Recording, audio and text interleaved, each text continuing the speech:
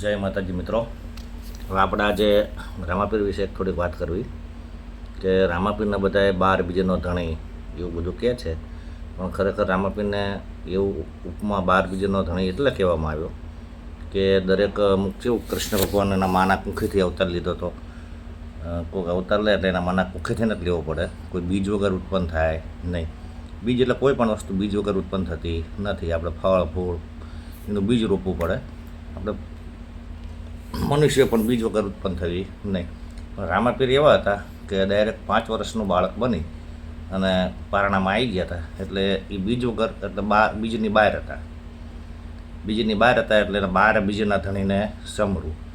લોકો બીજું રહેશે અને ઉજવણી કરે છે, સારું છે, પણ આનું સત્ય ખરેખર આવું છે કે બીજની બહાર એટલે ડાયરેક્ટ 5 વર્ષનું બાળક બનીને આવ્યા હતા. એટલે બીજની બહાર છે, 12 બીજના ધણીને સમરવું.